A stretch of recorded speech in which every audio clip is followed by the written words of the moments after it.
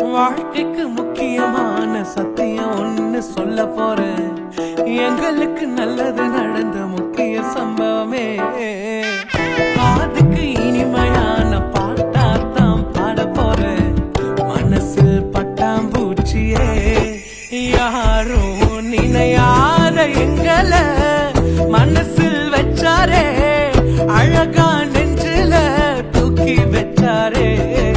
சிலுவையில் எங்களை நினைச்சு பார்த்தாரே, அதோட எங்களை வாழ வச்சாரே.